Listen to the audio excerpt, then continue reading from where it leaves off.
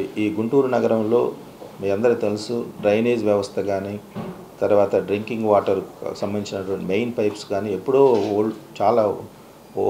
చాలా కాలం క్రితం చేసినటువంటివి. ఇవన్నీ కొన్ని చోట్ల వీక్ అయిపోయి అవన్నీ మరి బ్రీచ్ అవ్వటం ఇలాంటి జరుగుతుంది. దాంతో అక్కడక్కడ ప్రాబ్లమ్స్ ఫేస్ చేస్తున్నాం.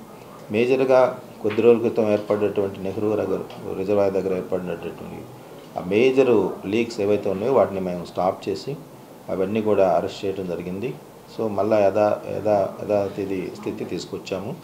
ఇట్లాంటప్పుడు కొంత అసౌకర్యం ఉంటుంది. అందుకని ఎక్కడైతే అవసరమో అక్కడ ట్యాంకర్స్ ద్వారా మనం వాటర్ని కూడా సప్లై చేస్తున్నాం. ప్రజలు కూడా ఎక్కడైనా మీకు చాలా ఇబ్బందిగా ఉంది, వాటరు ఎక్కువ టైం రావట్లేదు, లేకపోతే మాకు తగినంత వాటర్ రాలేదనుకుంటే మన హెల్ప్ లైన్ నెంబర్ ఉంది జిఎంసీలో. లేదు నా దృష్టికైనా డైరెక్ట్గా తీసుకొస్తే నేను కంపల్సరీ మా అధికారులకి ఇంటిమేషన్ ఇచ్చి అక్కడ ట్యాంకర్స్ పంపించే ఏర్పాట్లు కూడా చేసుకుంటాము.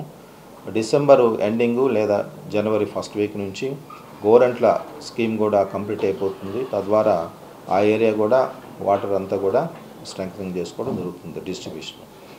తర్వాత మనకి ఏఐబీలో తర్వాత అమృత 2లో కూడా వాటర్ రిలేటెడ్ ప్రాజెక్ట్స్ పెట్టుకున్నాము.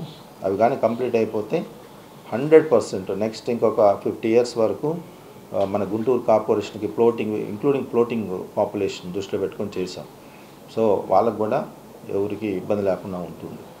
సో వాటరు విషయంలో ప్రజలు ఇది గమనించి మీకు ఎక్కడైనా ఇబ్బందికరంగా ఉండి లేకపోతే జిఎంసీ ఫీల్డ్ స్టాఫ్ ఎవరైనా సహకారం లేకపోతే నేరుగా నాకు కాల్ చేయండి.